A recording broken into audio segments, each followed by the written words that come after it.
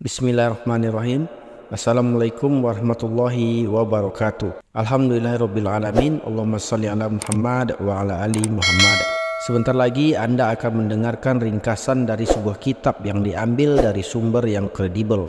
Kami menyajikannya dengan bahasa yang mudah dipahami untuk menambah wawasan kita semua. Selamat mendengarkan.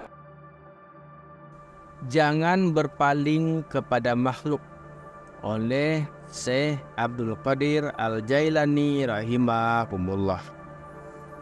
Dunia adalah hijab bagi akhirat. Akhirat adalah hijab bagi penguasa dunia akhirat. Setiap makhluk adalah hijab bagi Al-Khaliq Azza wa Jalla. Meski ia berdiri bersama Allah, ia tetap menjadi hijab juga. Janganlah kamu berpaling kepada makhluk, dunia atau sesuatu selain Allah Subhanahu wa taala. Datanglah ke pintu Allah dengan langkah nuranimu dan kezuhutanmu terhadap sesuatu selain Dia, serta telanjang dari segala sesuatu, semata-mata memohon pertolongan kepada Allah dan memandang kepada ketentuan dan ilmu Allah. Jika hatimu dan nuranimu telah sampai dekat dengan Allah, Dia akan menyambut dan menolongmu. Dia akan memerintah dan menjadikanmu sebagai tabib bagi hati manusia. Ketika itu kamu boleh berpaling kepada makhluk dan dunia. Bahkan kepedulianmu kepada mereka menjadi nikmat bagi mereka. Kamu mengambil dunia dari mereka dan memberikannya kepada fakir miskin. Kamu hanya mengambil bagianmu untuk beribadah. Barang siapa mengambil dunia dengan cara demikian, maka dunia tidak akan membahayakannya. Bahkan dia akan selamat darinya dan bagian untuknya bersih dari kotoran. Kesolehan itu mempunyai tanda-tanda di depan para wali. Ahli filsafat dapat mengenalinya.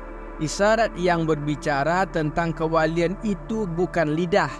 Barang siapa menginginkan kejayaan, hendaklah ia mengorbankan diri dan hartanya untuk Allah Subhanahu wa taala dan mengeluarkan makhluk maupun dunia dari hatinya seperti menarik rambut dari roti atau susu.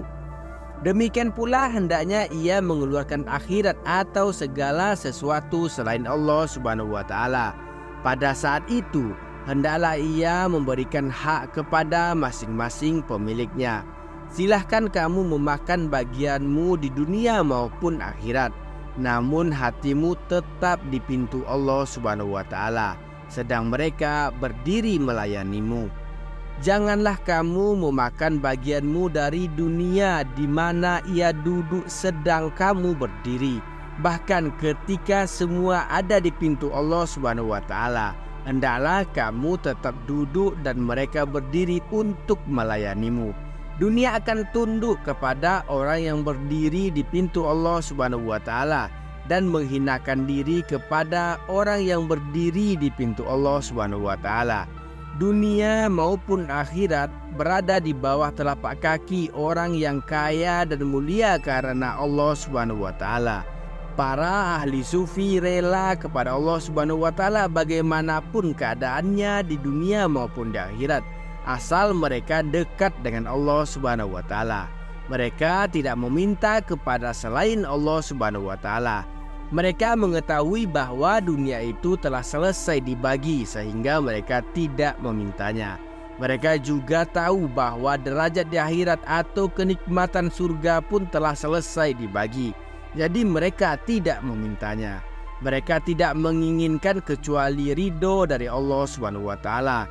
Manakala mereka memasuki surga, mereka tidak membuka mata mereka sehingga melihat cahaya wajah Allah Subhanahu wa taala. Cintailah jalan yang mentauhidkan Allah Subhanahu wa taala. Barang siapa hatinya tidak menjauh dari makhluk dan asbab, maka ia tidak akan mampu meniti jalan para nabi, shodikin dan solihin, sehingga ia menerima yang sedikit dari dunia dan selebihnya ia pasrah kepada tangan qadar. Jangan membantah dengan meminta yang banyak sehingga kamu akan binasa. Jika yang banyak itu datang dari Allah Subhanahu wa taala tanpa kehendakmu, maka kamu akan terjaga. Diriwayatkan dari Hasan Al-Basri rahimahumullah, dia berkata, nasihatilah manusia dengan ilmu dan ucapanmu, wahai pemberi nasihat. Nasihatilah manusia dengan kesucian nuranimu dan kekuatan hatimu. Jangan kamu menasihati mereka hanya dengan kebaikan lahirmu, sementara hatimu busuk. Allah Subhanahu wa taala telah menetapkan keimanan di hati orang-orang yang beriman sejak sebelum mereka diciptakan. Ini termasuk ketetapan terdahulu. Namun demikian, tidak boleh hanya pasrah pada ketetapan terdahulu, tetapi harus berusaha dan sungguh-sungguh untuk mendapatkan iman dan yakin itu dengan senantiasa berdiri di pintu Allah Subhanahu wa taala. Hati kita harus berusaha untuk mencapai iman, meski Allah Subhanahu wa taala kadang memberikannya kepada kita tanpa usaha dan jerih payah. Tidaklah kamu malu kepada Allah Subhanahu wa taala dengan meminta gelar radhiyallahu anhu. Bukankah kamu telah melihat bagaimana usaha para sahabat dan tabi'in? Ya Allah, tetapkanlah kami dalam sunnah dan jauhkan kami dari bid'ah. Ya Allah, berilah kami kebaikan di dunia dan kebaikan di akhirat, serta peliharalah kami dari siksa api neraka. Amin ya rabbal alamin. Assalamualaikum warahmatullahi wabarakatuh.